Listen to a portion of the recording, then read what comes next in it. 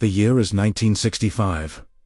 The Cold War is at its peak. American and Soviet submarines are engaged in a high-stakes cat-and-mouse game beneath the world's oceans, and the technological specifications of these vessels are among the most closely guarded secrets in either nation's military arsenal. In a dimly lit bar in Bangkok, Thailand, a 19-year-old American sailor is about to compromise national security. Not because he's a traitor, not because he's been bribed or blackmailed, but because he's having what he thinks is just a friendly conversation over beer. This is the story of how one casual evening at a bar led to the compromise of classified submarine capabilities, and why the same psychological vulnerability that affected that young sailor affects all of us today.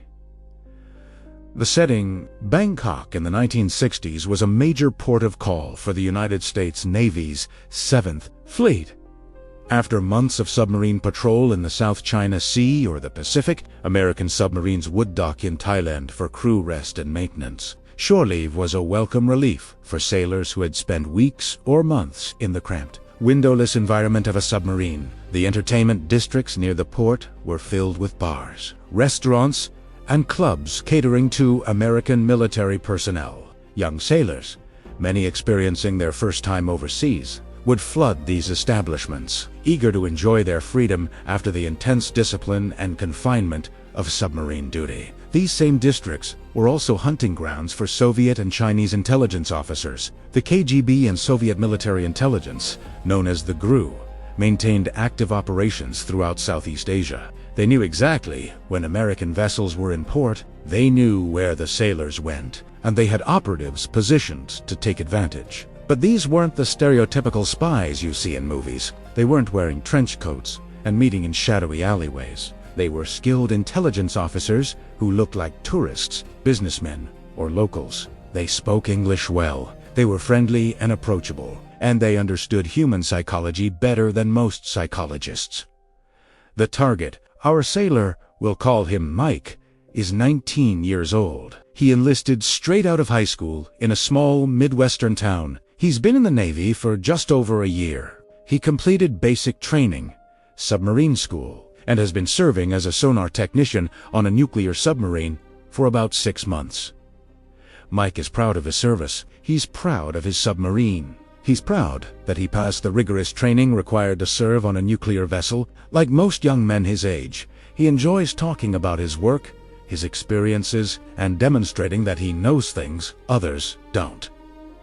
He's also received security training. He's been briefed on the classification levels of various information. He knows, at least intellectually, that details about his submarine's capabilities are classified. He's signed non-disclosure agreements. He's been warned about foreign intelligence operations, but Mike has never actually encountered a spy.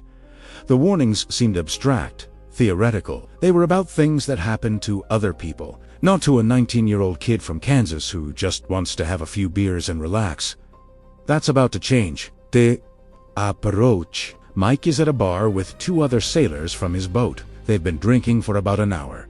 Nothing excessive yet, but enough to be relaxed and social. The bar is crowded with other American military personnel and a mix of locals and foreigners. A man in his 30s, wearing casual clothes and a colorful shirt, sits down near their group. He's got a friendly demeanor and an easy smile.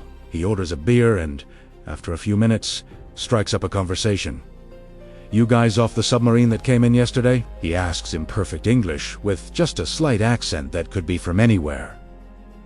The sailors confirm they are. The man introduces himself. He says he's a marine engineer from Singapore in Bangkok for business meetings. He's fascinated by submarines and naval engineering. He asks general questions about what it's like to serve on a submarine, how long the deployments are, whether the sailors enjoy it. These are all perfectly innocent questions. The sailors are happy to talk about their experiences. The man is engaging, interested, and buys a round of drinks. He shares stories about working on commercial vessels. He makes jokes. The conversation flows naturally. Mike's defenses, such as they were, never activate. This doesn't feel like an intelligence operation. It feels like meeting an interesting person at a bar. After about 30 minutes of general conversation, The man casually mentioned something he claims to have read about German submarine technology. The trap springs. I was reading about the new German submarines. The man says conversationally. Apparently they're significantly faster than American subs because their propellers are much larger. I think the article said German propellers are 22 feet in diameter, while American ones are only about 18 feet. This statement is completely false, but it's plausible enough that someone might believe it. And it's wrong in a very specific way. Mike, who has spent months looking at, maintaining, and listening to the propellers on his submarine, knows immediately that this is incorrect. He knows the actual specifications, and like most people, when he hears misinformation about something he has direct knowledge of, he feels a strong urge to correct it. No, that's not right, Mike says, perhaps a bit loudly because of the alcohol. American sub-propellers aren't 18 feet. Ours are ... double quotes. And he proceeds to give the actual dimensions. His friends might shift uncomfortably, knowing this is getting into classified territory. But Mike doesn't stop there. Emboldened by the beer and wanting to prove his point, he continues. And we're not slower than German subs. We can do ... double quotes. And he gives information about speed capabilities that are absolutely classified. The man looks impressed and interested. Really? That's fascinating. I had no idea. He doesn't take notes. He doesn't ask follow-up questions. He simply acknowledges the information and smoothly transitions the conversation to something else. Mike thinks nothing of it. He corrected someone's mistaken impression. He demonstrated his knowledge. He defended the honor of American submarine technology. In his mind, he was being helpful and patriotic, not compromising security. But the damage is done. That Soviet intelligence officer just gathered critical information about American submarine capabilities without Mike ever feeling interrogated or manipulated. What just happened? Let's break down exactly what occurred in that interaction, because it reveals something profound about how human psychology can be exploited. First, the Soviet officer established rapport before attempting to gather intelligence. By the time the topic of submarine specifications came up, Mike already liked this man. They'd been having a friendly conversation for half an hour. The man had bought drinks. There was social debt and reciprocity at play. Second, the officer used a statement, not a question. If at asked, how big are the propellers on your submarine? Mike would have immediately recognized that as a request for classified information and refused. But correcting someone's mistaken statement feels completely different psychologically. Third, the false information was specific and technical enough to be credible, but wrong enough that someone with real knowledge would feel compelled to correct it. This is a delicate balance. The statement has to be wrong enough to trigger correction, but plausible enough that correcting it feels natural. Fourth, the officer included a comparison to a foreign military, which triggered Mike's competitive pride. He wasn't just correcting a fact. He was defending American technological superiority. Fifth, alcohol lowered Mike's inhibitions and made him less careful about what he was saying. This is why intelligence operations often target social situations involving drinking. Sixth, Mike's youth and inexperience meant he hadn't developed the instinctive caution that comes with time. He intellectually knew information was classified, but he hadn't internalized what that meant in practice. The aftermath Mike never knew about.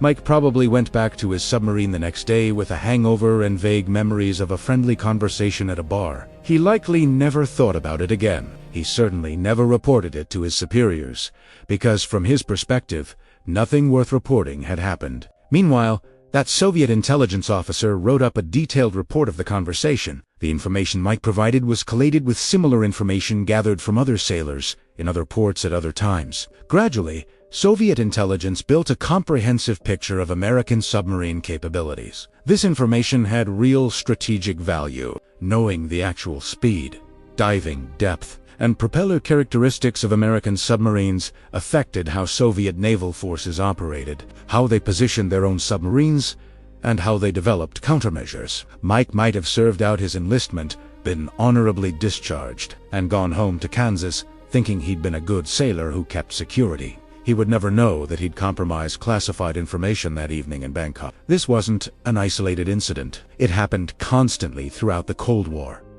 Soviet intelligence officers would work the bars and social establishments. Near every port where American vessels docked, they gathered information from hundreds of sailors, airmen, and soldiers who never realized they were intelligence targets. The psychology of the correction instinct, the technique that worked on Mike, works because of something called the correction instinct, and every single person reading this has it. When you hear misinformation about something you know well, you feel an almost physical need to correct it. This isn't just about ego, though that's part of it. It's hardwired into how humans communicate and establish social standing. Try this experiment.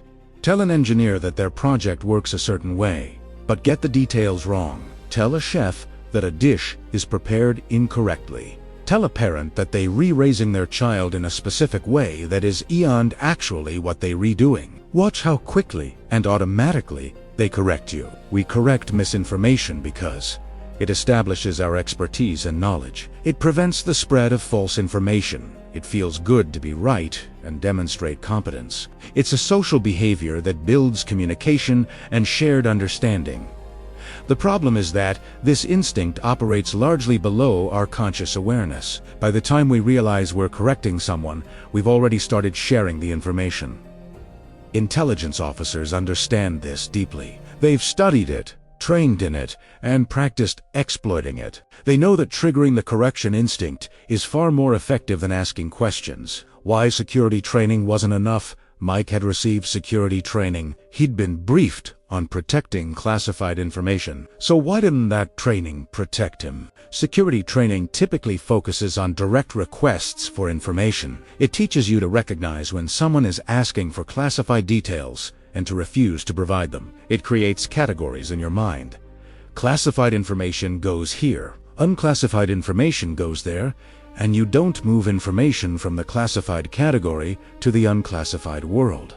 But elicitation techniques bypass these mental categories by reframing the interaction. Mike wasn't asked to provide classified information. He was correcting misinformation. In his mind, these felt like completely different actions. It's similar to how computer security can have elaborate defenses against hackers, but still be vulnerable to social engineering. The human element is always the weakest link, because we're social creatures with predictable psychological responses. Modern security training has improved significantly because of lessons learned from these Cold War operations. Current training includes extensive education about elicitation techniques, practiced scenarios, and emphasis on recognizing when someone is using statements to extract information. But even with improved training, these techniques still work. They work because they exploit fundamental aspects of human psychology that do you and change just because you know about them intellectually. The broader pattern. Mike's story wasn't unique. Throughout the Cold War, similar scenes played out in bars, cafes, and social gatherings around the world. A young Air Force technician in the Philippines would have a friendly conversation with someone who made incorrect statements about radar systems and would correct them with classified details about range and capabilities. A defense contractor at a technical conference would engage in what seemed like professional discussion with a foreign engineer who made wrong assumptions about a classified project and would correct those assumptions with proprietary information. A State Department employee at a diplomatic reception would talk with a charming foreign diplomat who expressed admiration for American policy while getting details slightly wrong, prompting corrections that revealed actual policy positions and internal debates. The pattern was always the same. Establish, make plausible but incorrect statements, and let the target's correction instinct do the work. Soviet intelligence was so successful with these techniques that they gathered massive amounts of classified information throughout the Cold War, without ever needing to rely on traditional espionage like breaking into facilities or recruiting conscious agents. The modern equivalent, you might think this is all ancient history, relevant only to Cold War submarine operations. But these exact techniques are still in use today, just in different contexts. Foreign intelligence services still target American military personnel, defense contractors, and government employees. The locations might be different: LinkedIn instead of Bangkok bars, industry conferences instead of Port City nightclubs, but The psychology is identical. A defense contractor might receive a LinkedIn message from someone claiming to be a fellow professional interested in discussing technical challenges in aerospace engineering. The conversation seems professional and collegial. The person makes some statements about how certain problems are being solved that are slightly incorrect. The contractor corrects them. Classified or proprietary information is compromised. Corporate espionage operates the same way. Companies lose billions of dollars annually to competitors who use elicitation techniques to gather information about products, strategies, and plans. An employee of Company A is at an industry conference. Someone from a competing company strikes up a conversation about market trends. They casually mention that they heard Company A is planning a product launch in the second quarter. If the actual launch is first quarter, the employee might correct them, revealing confidential business plans. The 20-something today. Here is what makes this particularly relevant now. The modern equivalent of that Navy sailor is a 20-something working at a tech company, defense contractor, financial firm, or any organization with valuable proprietary information. They're smart, well-educated, and technically competent. They've probably signed non-disclosure agreements. They might have even received some security awareness training, but they're also social, active on professional networks, and accustomed to sharing information freely in their personal lives. They've grown up in an era of social media where sharing is the default behavior. They're at a conference networking event, or they're having coffee with someone they met online who works in a similar field, or they're posting in a professional forum. Someone makes a statement about their company or project that's not quite right, and just like Mike in that Bangkok bar, their correction instinct kicks in. They set the record straight. They demonstrate their expertise. They share information they shouldn't. The techniques haven't changed. The psychology hasn't changed. Only the setting and technology have evolved. What Mike's story teaches us, the story of how a 19-year-old sailor compromised submarine secrets over beer, is really about submarines or the Cold War? It's about human nature and our universal vulnerabilities. We all have the correction instinct. We all enjoy demonstrating our knowledge. We all feel good about being right and correcting those who are wrong. These aren't character flaws, they're normal human behaviors. But in certain contexts, with certain types of information, these normal behaviors can be exploited. The lesson isn't to become paranoid or to stop having normal conversations. The lesson is to be thoughtful about what information you share and why you're sharing it. Before you correct someone about details of your work, your company's plans, or any sensitive information, pause and ask yourself, does this person need to know this information? Why are they bringing this topic up? Am I correcting them because it's necessary, or because I want to show that I know better? What's the worst-case scenario if this information gets out?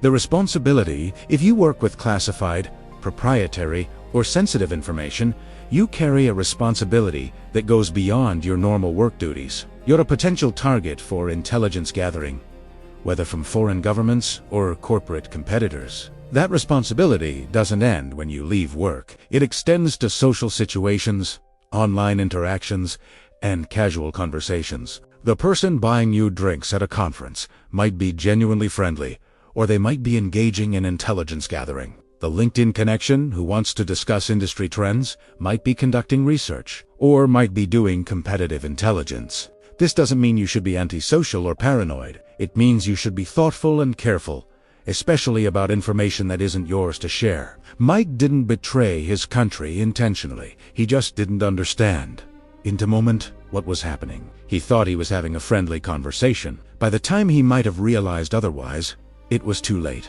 Don't be, Mike. The final irony. Here's the final, bitter irony of Mike's story and thousands like it throughout the Cold War.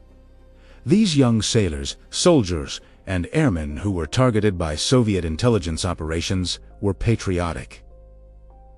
They loved their country. They were proud of their service. They wanted to defend America. And that pride, that patriotism, that desire to defend American technological superiority, that's exactly what the Soviet intelligence officers exploited to get them to compromise American secrets. Mike didn't give up submarine specifications because he gave them up while defending American submarines against what he thought was misinformation about their capabilities. The same psychology that made him a good sailor, pride in his vessel, loyalty to his service, attention to technical detail, is what made him vulnerable to exploitation. Understanding this doesn't mean suppressing those positive qualities. It means being aware that any psychological trait, even positive ones, can be manipulated if someone understands how to exploit it. Moving forward, the techniques that worked on that 19-year-old sailor in Bangkok in 1965 still work today because human psychology